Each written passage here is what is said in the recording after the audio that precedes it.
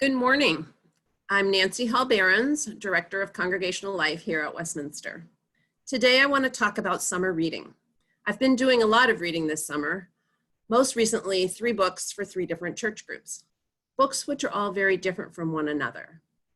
Just Mercy by Brian Stevenson, Leaving North Haven by Michael Lindvall, Women in Sunlight by Frances Mays. One of the books is nonfiction, but reads like a novel. One book is a novel, but reads like real life. And one of them is a novel which reads like an ideal life that you might long for. Just Mercy is nonfiction, but reads like a novel. It's one of those books you just can't put down.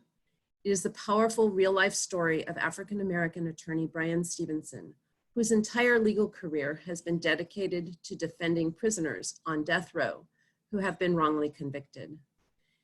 It is a moving story of justice, mercy, and redemption. While reading this book, I kept thinking, how could this possibly be true?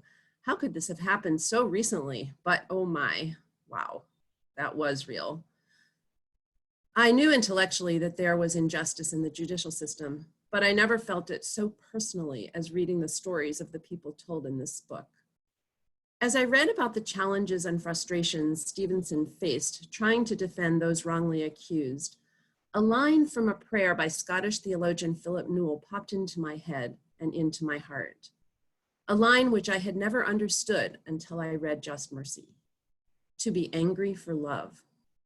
Although I had never understood that phrase by Newell, that is exactly what I felt in my soul as I was reading this book: to be angry for love. Changing gears now from real-life Alabama to fictional small-town Minnesota, Leaving North Haven is a work of fiction but reads like real life, at least real life if you grow up in the church as a minister's daughter. The author, a Presbyterian minister in real life, writes the story of a fictional minister in a fictional church in a fictional small town in the Midwest.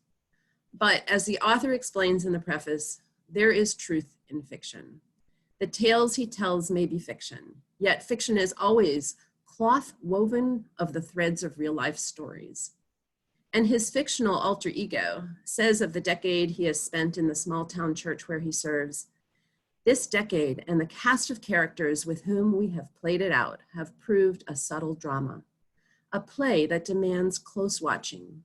Unless you listen hard, you miss the best lines." Who make up the cast of characters in your life? Who are the players in the story of your life? What memorable lines can you still hear? And now changing gears once again, and this time across an ocean to Italy. Women in Sunlight is fiction that reads like a reality you might long for, or perhaps an extended vacation you might long to take right now but can't. Or dreams of reinventing yourself in retirement years, or doing something totally unexpected and seemingly crazy, but along the way, finding lost parts of your soul and refashioning former self-identities. 3 American women of a certain age, all headed in the same predictable direction. They meet, and then rather suddenly decide together to take an unexpected turn. Can dreams become reality? Reinventing your future, creating a new truth and a new story for yourself, finding a new cast of characters for the next chapter of your life. Even being so different from one another, all 3 of these books have some commonalities and make me think about truth and life, the relationship of fiction and reality. How do we write the story of our lives in these times? What truths are we able to live into these days? What fictions are being perpetuated that need to have the light of truth shed on them? When and how is it appropriate to be angry for love?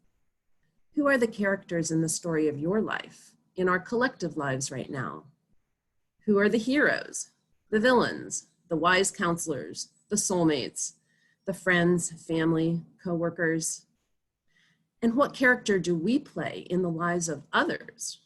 What role do we play for some of them? Are we a role model to someone? Are we a listening ear for someone, a shoulder to cry on, a caregiver? Are we agents of justice and mercy?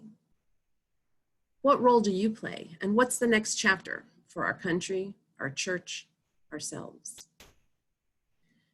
I'd like to end this devotional with a recording of Philip Newell reading the prayer I mentioned earlier. Not only does it have the line "to be angry for love," which I now finally understand and appreciate because of reading Just Mercy, but the prayer also lifts up the cast of characters in our lives. It is a prayer for strength and also a prayer of thanksgiving for all those who have taken care of each of us in our personal lives, and all those who take care of the poor, the oppressed, the wrong, the Brian Stevensons and the John Lewises of this world, and even us. Hear now our closing prayer from Philip Newell. Thanks be to you, O God, for the strong arm of those who have given me shelter in my life,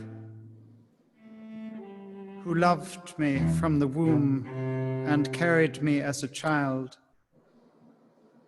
who guarded me like watchful angels and wept when I was in pain. Thanks be to you for the men and women whose passion for the poor is undying, whose prayer for the oppressed is tender, whose defense of the wronged is fierce. Grant me the strength to cry for justice, to be patient for peace, to be angry for love. Grant me the grace of a strong soul, O God.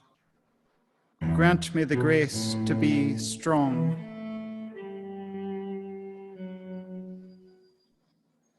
May it be so. Amen.